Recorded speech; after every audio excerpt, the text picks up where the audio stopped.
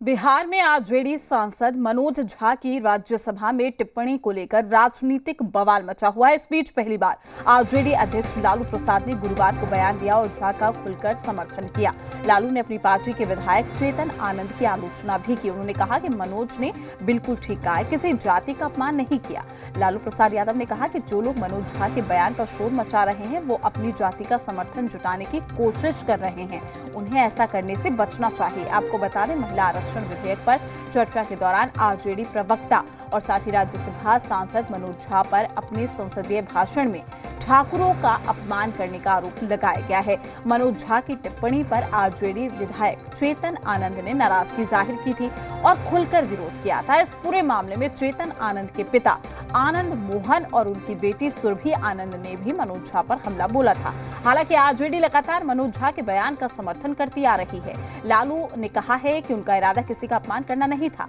लालू ने चेतन आनंद और आनंद मोहन की टिप्पणियों पर तंज भी कसा और कहा कि जब उनके पास इतनी कम बुद्धि है तो क्या कर सकते हैं। दरअसल आनंद फैमिली ने झा पर नाराजगी जाहिर की थी। कहा था कि जो लोग कहते हैं कि अपने अंदर के ठाकुर को मारने की जरूरत है, मैं उनसे कहूंगा कि वो अपने अंदर के ब्राह्मण को मारे। मनोज झा ने ठाकुर पर कविता कही, जिसको लेकर आपके पार्टी से विधायक मनोज झा जी विद्वान आदमी है, सही बात वो बोले।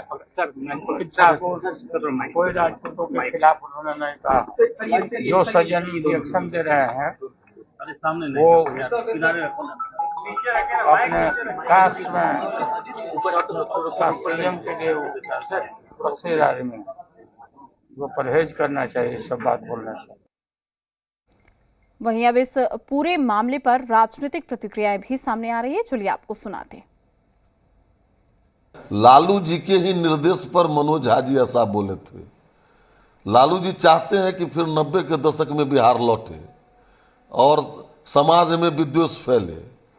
उसी के टूल थे मनोज जी, और मनोज जी ऐसा बोले तो लालू जी तो समर्थन करेंगे। ठाकुर के जगह राक्षस क्यों नहीं बोले, रावण क्यों नहीं बोले।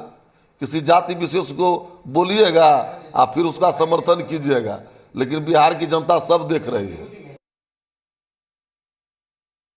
देखिए, लालू प्रसाद यादव जी बहुत सामाजिक लीडर हैं और समाज को बहुत अच्छी तरह जानते हैं, और उनका कहना बिल्कुल सही है कि एक इंटेलेक्चुअल डिबेट था वो, और उसमें उन्होंने ये बात कही, एक कविता पढ़ी। तो लालू जी की इस बात से मैं पूरी तरह सहमत हूँ, लेकिन एक बात जो जनता दल यूनाइटेड और हमारे लीडर नीतीश कुमार की शुरू से रिवायत रही है कि हम किसी भी आस्था का, किसी भी संप्रदाय का या किसी भी वर्ग के आस्था को हम लोग कभी आहत नहीं करते। बिल्कुल सही कहा है माननीय लालू जी ने।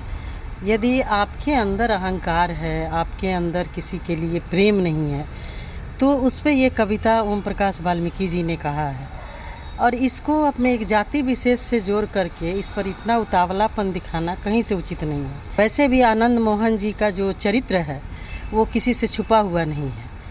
जेल से छूट करके जब से आए हैं तब से वो इसी तरह का अनाप शनाप का बयानबाजी करते रहते हैं। आदरणीय लालू जी और राजद का ही देन है कि आज वो सत्ता में फिर से उनकी वापसी हुई है, उनके बेटे की वापसी हुई है और आनंद परिवार की वापसी हुई है। नहीं तो वो लोग सत्ता के गलियारों से बहुत पहले आउट हो चुके हैं। तमाम जानकारी के साथ पटना से हमारे ब्यूरो चीफ रजनीश हमारे साथ जुड़ चुके हैं। रजनीश, अब जिस तरीके से ये बयान विवादों का बयान बन चुका है और ऐसे में लालू प्रसाद यादव का अब यहाँ पर सीधे तौर पर साथ मिलता हुआ संजय झा को नजर आ रहा है, क्या कहेंगे? राजनीतिक मायने क्या निकाले जाए? क्या अपनी ही पार्टी में ये फूट की एक शुरुआत है? देखिए, चेतन आनंद के जो बयान आए थे और उसके बाद आनंद मोहन ने मुखर रूप से और काफ़ी आक्रामक तरीके से जो विरोध जताया, उसके बाद एक लंबी फहरिस्त है राजनीतिक बयानबाजी की और कई सारी बातें, और इसमें दलगत जो एक लाइन है उससे अलग हटकर कई सारे वैसे लोगों ने या राजनीतिक जो व्यक्तित्व है अलग अलग पार्टियों के, उन्होंने इस पर न सिर्फ हमला बोला बल्कि असंसदीय कह ले या फिर आक्रामक या फिर गला उतारने से लेकर और जान मारने तक की बातें जो है वो हुई। अब इस पे जिस तरीके से बातें हुई है और लालू प्रसाद जो कि सर्वे सर्वा है आरजेडी के, उनकी ओर से स्पष्ट कहा गया कि कुछ भी गलत नहीं कहा गया है और कुछ लोग जो है गलत बयानबाजी करते हैं और संयम और धैर्य रखना चाहिए। तो इसके बाद जो तमाम घटक दल हैं वो इस बात का समर्थन कर ही रहे हैं। पहले से भी जो लाइन है उसके पक्ष में लोग अगर एक दो अपवाद छोड़ दे तो उस तरीके से थे। अब आनंद मोहन स्पष्ट कह रहे हैं कि वो बंधुआ मजदूर नहीं है और कतई इस बात को बर्दाश्त नहीं करेंगे। दूसरी ओर आरजेडी की ओर से मनोज झा के लिए वायु श्रेणी की सुरक्षा की मांग की गई है। बीजेपी की ओर से आज यहाँ पे एक प्राथमिकी की बात कही गई थी, हालांकि थाने ने उससे इनकार किया है। अब एसएसपी के पास जाकर वो शिकायत जो है वो दर्ज करा रहे हैं। तो कुल मिलाकर लब्बो-लुआब ये है प्रीति कि अब ये पूरा मसला जो है वो चुनावी रंग ले रहा है और राजनीतिक पार्टी या फिर राजनीतिक व्यक्तित्व जिन्हें जिस तरीके से अपने हित में बातों को सूट कर रहा है उस तरीके से वो बयान दे रहे हैं। अब चुनाव चूंकि सामने में है और कई लोग इसके एवज में अपने पक्ष में जातिगत ध्रुवीकरण कह ले या फिर लोगों को अपने पाले में एकजुट करने, इकट्ठा करने की कोशिश कवायद के तहत बयान दे रहे हैं। और यही वजह है कि जो राजनीतिक जो प्रतिबद्धता दलगत है, अब चूंकि देखिए कई सारे बदलाव जो है होंगे टिकट बंटवारा से लेकर और जैसे जैसे चुनाव करीब आएंगे गठबंधन तक को लेकर, तो ऐसे में अपने हिसाब से लोग बयान दे रहे हैं और स्पष्ट तौर पर अब ये कहा जा रहा है, चाहे वो आरजेडी की ओर से हो या फिर जेडीयू की ओर से भी बातें रखी गई कि इसमें ऐसा कुछ भी नहीं है और जो बातें कही गई है और जो कविता पढ़ी गई है उसका किसी जाति विशेष से कोई लेना देना नहीं है। लेकिन बीजेपी सीधा सीधा इसमें मनोज झा हो या फिर जातिगत बातें हो उससे अलग हटकर सीधा आरजेडी पर निशाना साधते हुए कह रही है कि हमेशा से आरजेडी जो है वो जात की राजनीति कर रही है और बीजेपी के लोग तो माफ़ी मांगने की बात तेजस्वी और लालू प्रसाद से कर रहे हैं। तो ऐसे में अब समझा जा सकता है कि बात कहाँ से निकली है और किस ओर इसका रुख हो गया है और आगे किस तरीके से अभी परिणति होगी, चूंकि बयान इस पे अभी थमे नहीं है। तो कुल मिलाकर प्रीति राजनीतिक बयानबाजी जो है अपने अपने तरीके से दिए जा रहे हैं।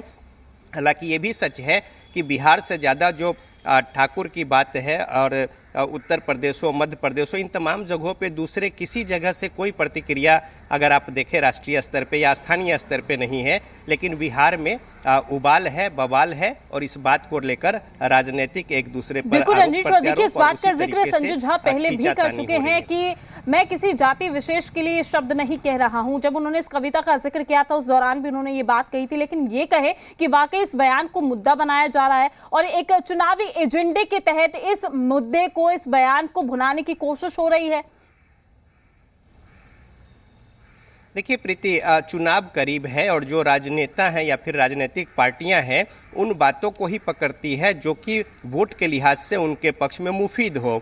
और ऐसे मसले पर जबकि चाहे वो ध्रुवीकरण की बात हो, अपने पाले में लोगों को गोलबंद करने की बात हो, तो जो मुख्य मुद्दा है यहाँ पे, चाहे वो शिक्षा हो, बेरोजगारी हो या फिर गरीबी हो या तमाम सारी जो जनहित की बातें हैं कल्याणकारी, उन बातों को दरकिनार कर ऐसी बातों को पकड़ते हैं जिससे कि जन भावना जो है वो पक्ष में हो या फिर विरोध में हो और उसके जरिए ध्रुवीकरण हो। तो जाहिर तौर पे जो काम करना है या लोगों के हित में जो एक लकीर खींचनी है लंबी जन कल्याणकारी बातों के जरिए, वो नदारत है। लिहाजा ऐसी भावनात्मक बातें और उन बातों को गोलबंद करके अपने पक्ष में लोगों को गोलबंद करने के लिहाज से बयानबाजी और इसी कड़ी में आक्रामकता भी देखी जा रही है, दूसरी ओर से नसीहत भी दी जा रही है। प्रीति, शुक्रिया रजनीश आपका तमाम जानकारी साझा करने के लिए। अपडेट हम आपसे लेते रहेंगे चूंकि इस बयान को लेकर बवाल बिहार की राजनीति में देखने को मिल रहा है।